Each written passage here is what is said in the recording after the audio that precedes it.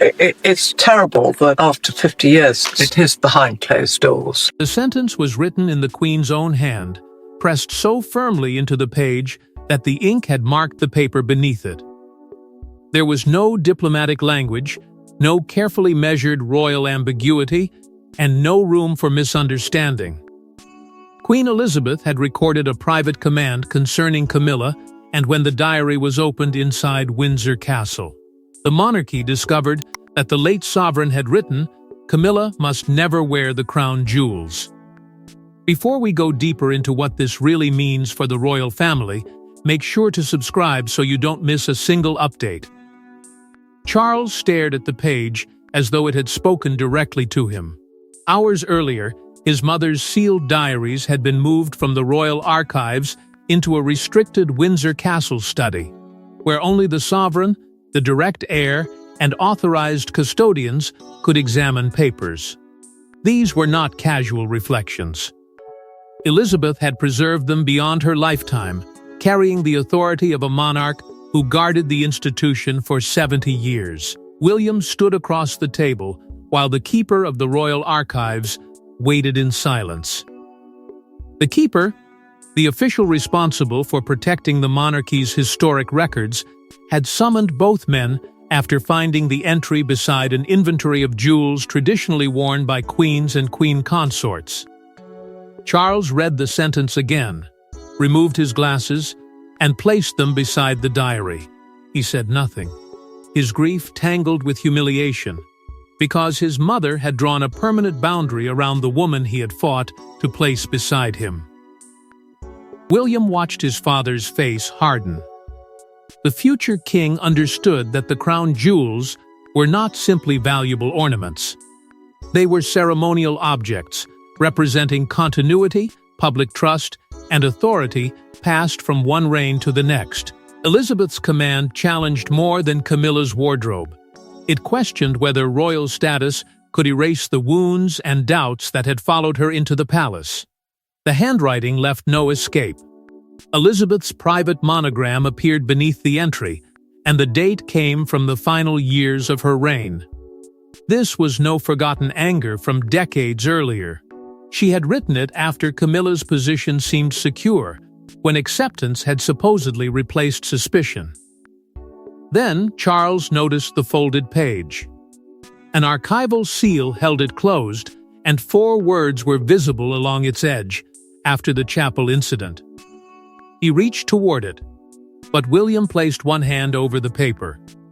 "Before we open that," he said, "we need to understand what she was protecting."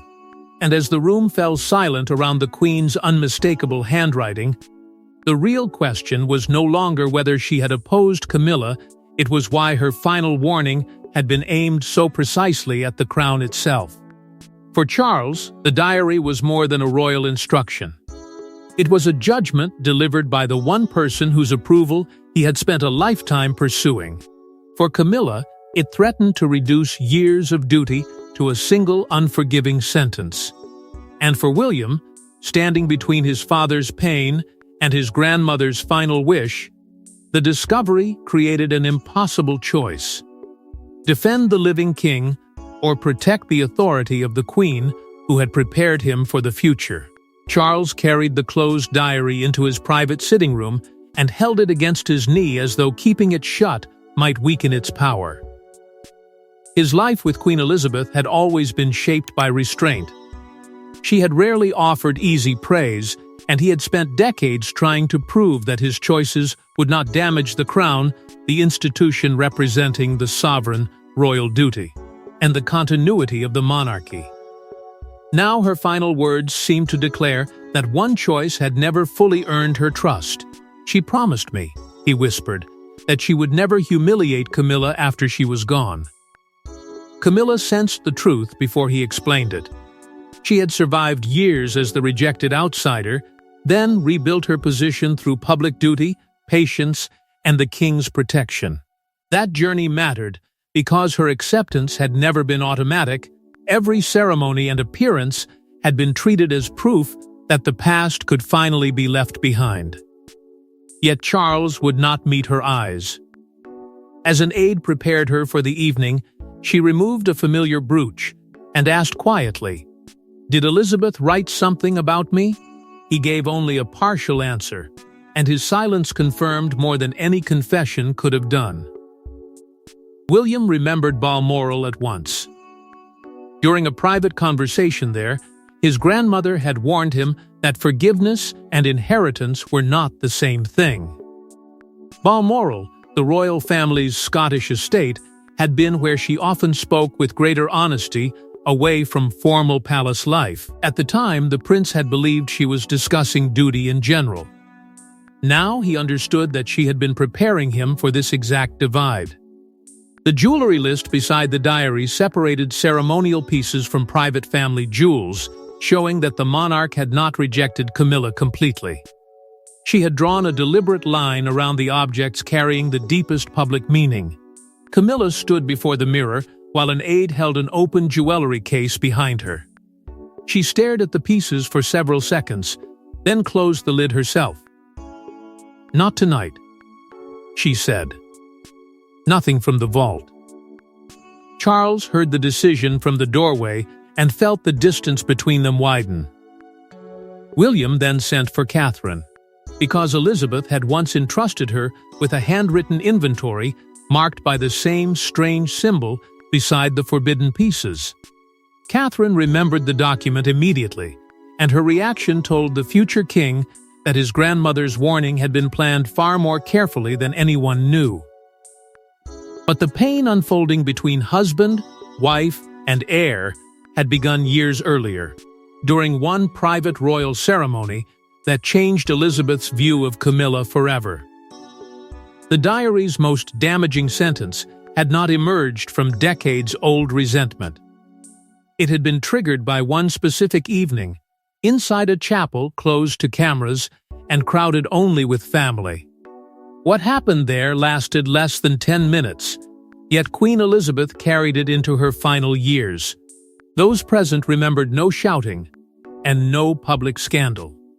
They remembered something colder, the Queen removing a jewel from Camilla's hands and refusing to return it. Several years before her death, Elizabeth gathered the family at St. George's Chapel for a private service, honoring the royal women who had carried the monarchy through war, abdication, and national grief. The chapel, a historic place of worship within Windsor Castle, held deep meaning because it connected family memory with public duty. Charles arrived beside Camilla, believing the evening would strengthen her place within the institution. Catherine and Princess Anne understood something else. Every object used there carried the weight of women who had placed service before personal desire. Camilla entered the vestry and was invited to examine a historic diamond circlet once associated with queens of the past. The vestry was the private room, where robes, ceremonial objects, and sacred items were prepared before a service. She lifted the piece carefully, while Catherine watched from one side and Anne remained close to Elizabeth on the other.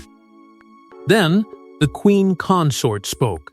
She told the monarch that the circlet should be reserved for her future use, because the public needed to become accustomed to seeing her as the next queen. Elizabeth's expression changed.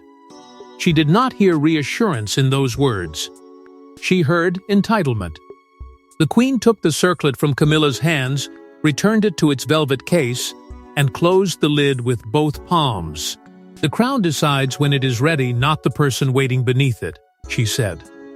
Camilla reached forward as though preparing to answer, but Anne stepped closer to her mother. The response died before it could leave her mouth, while Catherine lowered her eyes and understood that something irreversible had just happened. Camilla's embarrassment hardened into quiet resentment. Charles followed his mother after the service and argued that his wife had only been thinking about stability. He insisted that acceptance required visible symbols. Elizabeth refused to bend. She ended the exchange by closing the chapel door between them, leaving her son outside with a promise forming under pressure. He would never allow Camilla to be publicly diminished. That same night, the monarch opened her private diary and documented the incident. She wrote that certain jewels represented moral continuity, the belief that the crown must carry standards and memory from one reign into another and could never be used to manufacture acceptance. Anne later described the confrontation to William through a private documented account, warning him that his father's promise now stood directly against Elizabeth's command. Years later, with Elizabeth gone and her command exposed, Charles could no longer avoid the confrontation his mother had postponed, and Camilla was about to demand the truth directly from him. Camilla did not learn the full truth from an advisor, a newspaper, or a palace announcement. She learned it from Charles, behind a locked door, with the diary resting between them like a third presence in the room. She read the sentence once and went completely still. Then she looked at the man who had defended her for decades and asked the one question he had no power to soften. "Did your mother believe I was unworthy?" Charles had chosen to tell her before palace lawyers or senior courtiers could shape the meaning of Elizabeth's words. He believed she deserved the truth from him, not a polished explanation written by strangers. The meeting took place without aides in his private library, where the diary lay beside an unopened jewelry schedule for the next state opening of Parliament. That ceremony is the formal event in which the monarch opens a new parliamentary session, making every jewel worn there a public symbol of rank, authority, and royal approval. Camilla read the entry again and felt decades of sacrifice collapse into one sentence. She reminded Charles of the hostility she had endured, the duties she had accepted, and the years she had spent believing the family had finally welcomed her completely. "You knew there were limits," she said. The king denied hiding the instruction, but he could not deny the deeper truth. His mother had accepted her service, yet she had never surrendered the fear that royal symbols might be used to rewrite painful history. Charles tried to separate judgment from rejection. He told his wife that Elizabeth had respected her work and recognized her loyalty, but the answer only wounded her more. Respect without trust felt like another form of exclusion. Camilla then pointed toward the unopened schedule and revealed through the documented ceremonial plan that preparations had already begun for her to wear one of the pieces named in the diary. The decision was not theoretical anymore, it was waiting only days away. Camilla pushed her chair backward and removed a diamond clip from her dress. She placed it directly on the open page. "Then decide," she told him. "Am I your queen, or merely the woman your mother tolerated?" Charles rose and declared that he was sovereign now. The sovereign is the reigning monarch with final authority over the royal household, and he insisted that no private note could govern his reign from beyond the grave. William entered before the argument could go further. He carried a sealed memorandum bearing Elizabeth's private mark and placed it beside the diary. A memorandum is a formal written record used to preserve an instruction inside the royal system. The prince explained that his grandmother had connected the restriction to the royal collection's internal records, ensuring it could not be dismissed as personal emotion. Camilla looked from the document to Charles and understood the danger. Someone with legal authority had made certain that Elizabeth's command would survive her death.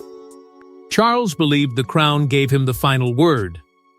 But the memorandum in William's hand revealed that Elizabeth had placed the decision beyond one grieving son's control. Queen Elizabeth had understood that private wishes disappear unless they are attached to something stronger than memory. She had therefore done more than write a sentence in a diary. Behind the emotion lay a carefully constructed mechanism involving the royal collection, the sovereign's personal inventory, and the approval of those entrusted with protecting the monarchy's most sacred objects. Charles possessed the throne, but his mother had ensured that even a king would have to confront the weight of her final decision. William broke the seal and read the memorandum slowly. It placed several major jewels under a special custodial designation, meaning their use could not be changed without consultation with the keeper of the royal collection and the next direct heir. The royal collection is the body of historic artworks, ceremonial objects, and treasures held in trust by the monarch for future generations. Elizabeth had not created a constitutional law. She had built an internal safeguard rooted in ownership, stewardship, and family consent, making her instruction difficult to overturn without exposing the struggle behind it.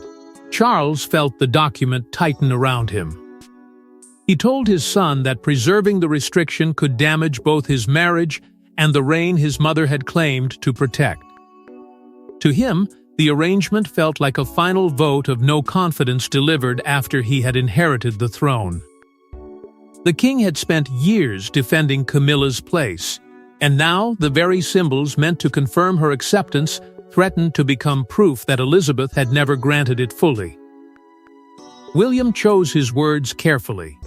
He said ignoring the instruction would place him in direct betrayal of the grandmother who taught him that royal inheritance was a responsibility, never a reward. The prince understood his father's pain, but he also knew why the safeguard mattered. If one sovereign could erase a predecessor's clearly protected wishes for personal comfort, every future promise surrounding the crown's treasures would become fragile. Anne entered carrying a second signed copy. She placed the memorandum on the desk, slid it toward her brother, and kept her fingers pressed against the paper until he met her eyes. The custodial designation was the formal record assigning special protection to the jewels and naming those responsible for defending that protection. She expected this moment, the princess said.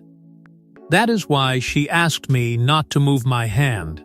Anne then confirmed through her documented witness statement that she had watched Elizabeth sign it after the chapel incident and had agreed to act as an independent guarantor if anyone challenged the restriction.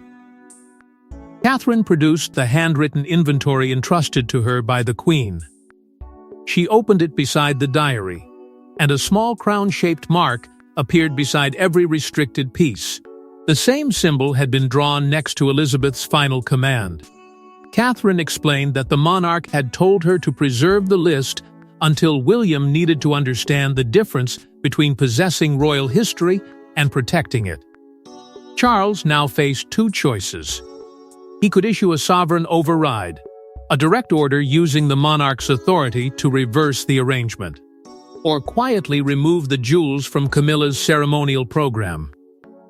One choice would wound his wife in private. The other could expose the family's division before the world. The king could still force the vaults open, but doing so would turn a private wound into a public rebellion, and the first consequences were already appearing inside Camilla's household. The first sign of defeat arrived without a speech. Camilla's dresser entered her room carrying a revised ceremonial schedule and an empty space where the name of a historic necklace had appeared the night before. No explanation was printed beside the change. None was needed. Charles had not publicly endorsed his mother's command, but he had allowed it to take effect. For Camilla, the absence of one line on one page felt like an entire palace withdrawing its recognition. Camilla took the schedule and dismissed the dresser with a quiet nod. Palace staff had replaced the restricted necklace and diamond circlet with pieces from her personal collection for the forthcoming state opening. The state opening of Parliament is the formal ceremony where the monarch begins a new parliamentary session, and every detail worn there carries a message about authority and standing.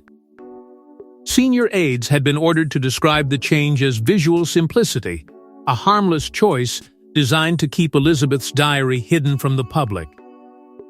Yet she knew simplicity had nothing to do with it. The palace was obeying the dead queen before anyone had found the courage to say so aloud.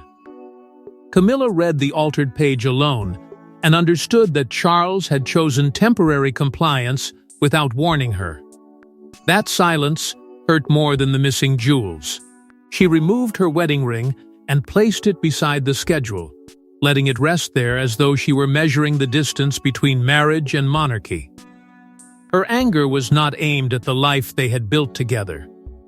It was aimed at the fact that the king had made a decision about her dignity, and then left a piece of paper to deliver it. After several moments, she returned the ring to her finger, but the wound remained. A household official arrived with worse news through a documented security transfer record.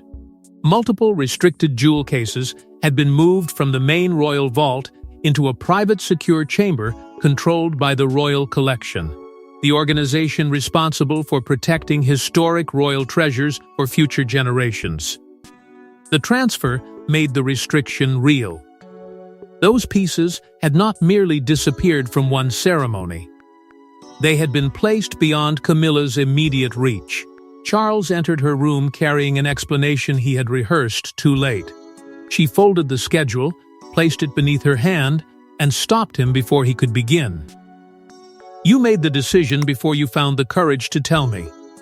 The king admitted that he had delayed speaking because any sovereign override could expose the family's division. She answered that his fear had protected the palace, not his wife. Then another blow landed. Charles received confirmation through an internal security report that someone had photographed Catherine's marked inventory before the file was resealed. The secret was no longer safely contained inside Windsor. One leak could turn private humiliation into national judgment. Camilla did not threaten the staff or demand that the vaults be reopened. Instead, she requested a meeting with William alone, without Charles, Anne, Catherine, secretaries, or lawyers. Yet Camilla's next move was not aimed at changing Charles's mind. It was aimed at the one man who would inherit both the crown and Elizabeth's unfinished judgment. There were no courtiers in the room, no lawyers waiting beyond the door, and no prepared phrases resting on the table. Camilla and William sat opposite one another as two people whose lives had been shaped by the same broken royal history. For years, each had avoided naming what stood between them. Now the Queen's diary had forced that silence open, and Camilla surprised William by making no demand for the jewels. She asked instead whether he believed she had earned forgiveness. Camilla had chosen Clarence House because Windsor's ceremonial weight would have made honesty almost impossible. Clarence House is the London residence long connected to Charles and his wife, a place that felt more personal than the formal rooms of the reigning monarch. William arrived expecting pressure to oppose the diary or challenge Elizabeth's instruction. Instead, she began by admitting that the crown jewels carried memories far older than her marriage. They represented inherited duty, national history, and the women whose lives had become inseparable from the monarchy. Camilla spoke without defense. She admitted that her desire to wear the historic circlet during the chapel incident had come from fear. After years of service, she still worried that the public saw her as temporary, tolerated only because Charles refused to let her go. The jewel had seemed like proof that her position could no longer be questioned. "I wanted the symbol to settle what people still felt," she said. "That was my mistake." The Queen Consort then revealed during their private recorded conversation that she had always known Elizabeth kept personal diaries. She had suspected the chapel exchange was written down, but never imagined it had become a permanent command. William felt old pain rise, but he refused to turn it into cruelty. He explained that his resistance was tied to Diana's suffering and to his grandmother's belief that symbols could not erase emotional consequences. His mother's place in royal history mattered because millions had witnessed her loneliness, while Elizabeth's warning mattered because she feared history was being polished until its wounds disappeared. The prince's voice faltered when he said Diana's name, yet he did not accuse Camilla. He simply told her that forgiveness could not require forgetting. Camilla reached into her handbag and removed the revised jewelry schedule. She tore it once through the center and placed both halves between them. "I will renounce every restricted piece," she said, "but not as an admission that I am unfit to stand beside the king." She asked that the decision be presented as respect for Elizabeth, not a final moral condemnation. William did not celebrate. He reached across the table and closed his hand over hers. The future king agreed to persuade Charles that honoring the diary could become an act of dignity rather than surrender. For the first time, Camilla believed the restriction might not destroy everything she had built. Then, William's phone vibrated. A press advisor had sent one urgent message. Details of the diary were already circulating among newspaper editors. Their private agreement finally gave the family a path toward peace, but outside the palace walls. The Queen's forbidden sentence was about to become the only story Britain wanted to discuss. By sunrise, the private words that had shaken Windsor were printed in letters large enough to be read across a crowded pavement. Britain was no longer debating a necklace or a circlet. It was debating whether Queen Elizabeth's judgment should still govern the woman beside the king. Some saw the diary as a final defense of royal dignity. Others saw it as an unforgiving wound reopened after death. At the palace gates, loyalty divided almost instantly. The Chronicle reached newsstands carrying the image palace officials had feared most, a photograph of Elizabeth beside the handwritten command. Under the headline, her final line, "Camilla must never wear them." The leaked page made denial impossible. This was no whispered rumor that could be buried beneath careful language. A national newspaper had placed the late monarch's private judgment before millions, forcing the public to decide whether her wishes represented sacred duty or punishment from beyond the grave. Crowds gathered outside Buckingham Palace as broadcasters began live coverage. The palace is the monarch's official London headquarters, making its gates the place where private royal crises become public national moments. One woman wearing an Elizabeth memorial pin faced a television reporter and said, "The Queen guarded those jewels because she knew they belonged to history, not ambition." Her words drew applause from some standing nearby, but the reaction was far from united. Another woman held a photograph of Camilla carrying out public duties and answered with visible anger. She argued that no one should remain permanently imprisoned by past mistakes after years of service. The Queen Consort had spent decades trying to move from rejection toward acceptance, and now one diary entry threatened to erase every hospital visit, charity engagement, and difficult public appearance. Elizabeth's memory inspired fierce loyalty, yet Camilla's humiliation awakened sympathy that the palace had not expected. Then the BBC interrupted its regular program. The broadcaster confirmed through a palace briefing that several historic jewels had been removed from Camilla's ceremonial schedule. A ceremonial schedule is the official plan listing appearances, clothing, and royal objects prepared for a major state occasion. That confirmation transformed the diary from a private opinion into an active royal decision. Charles watched the broadcast with his wife beside him. When the presenter described the removal as a crushing defeat, Camilla reached for the remote and switched off the television before he could respond.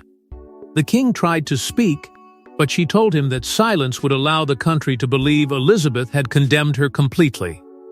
Outside Buckingham Palace, the bells sounded the hour, and the crowd suddenly fell quiet. One person placed a white rose beneath a photograph of the late Queen. Another left a handwritten card, beside it carrying 4 words, "Mercy is also royal." The two offerings captured the division now cutting through Britain. Charles understood that the palace could remain silent no longer. He began preparing a final statement that would honor his mother's authority while revealing that Camilla had surrendered the jewels voluntarily. With the country divided and his family wounded, Charles now had one final duty: transform his mother's warning and his wife's sacrifice into a verdict the monarchy could survive. The final decision was announced not as a punishment, but as an act of remembrance. Charles confirmed that Queen Elizabeth's written instruction would be honored and that the restricted crown jewels would remain reserved according to her wishes. Then came the sentence that changed the meaning of the entire crisis. Camilla had accepted the restriction voluntarily. She would stand beside the king without the jewels she had once desired, allowing restraint, not possession, to become the clearest measure of her place within the monarchy. Charles read the formal palace statement aloud before its release, with Camilla seated opposite him. The statement was the monarchy's official public explanation, written to make the decision clear and prevent rumor from defining it. He confirmed that Elizabeth's custodial wishes would remain in force and that the named jewels would return permanently to protected royal custody. Their future use would follow her inventory and the responsibilities of succeeding generations, ensuring that no private desire could overrule the duty to preserve them. Charles kept reading until he reached the line praising his wife's voluntary acceptance. His voice broke. He lowered the page and suggested removing the sentence, fearing it exposed too much of her pain. Camilla refused. "Leave it," she said. "People should know this was my choice." The queen consort understood that surrendering the jewels publicly would hurt, but allowing the world to believe they had been ripped from her without dignity would hurt far more. William visited his father after the statement was released. The prince acknowledged that Charles had protected both his mother's legacy and Camilla's standing, even though neither side had received everything it wanted. The king looked at the diary and answered, "Sometimes the crown survives only when everyone gives something up." William heard no victory in those words, only the exhaustion of a son, husband, and monarch forced to honor competing loyalties. Anne later met Camilla privately and handed her an unpublished note preserved among Elizabeth's personal papers. The princess explained through a documented archival account that her mother had ordered the message delivered only if the restriction was accepted without retaliation. The note contained one final judgment: genuine service is revealed when a person accepts limits without abandoning duty. Camilla read it twice, then folded it carefully. Elizabeth had not offered affection, but she had left a standard, and at last her successor had met it. Camilla paused beside the closed jewelry case before the next state opening. She placed one hand on its lid, but did not open it. Instead, she wore a modest diamond necklace from her personal collection. Charles waited at the doorway and offered his arm. She took it, and together they joined William and Anne, presenting a united family without disguising the choice that had brought them there. Elizabeth's diary had not removed Camilla from the monarchy or erased her years of service. It proved that royal acceptance could never be manufactured through symbols. By respecting the restriction, she demonstrated the humility the late queen had once feared she lacked. The diary's sentence had begun as a final barrier between two queens, but it ended as something more enduring, proof that the crown's deepest authority rests not in the jewels a royal figure wears, but in the sacrifice they are willing to make without them. Thanks for watching. Please don't forget to like and subscribe, and we will see you in next one.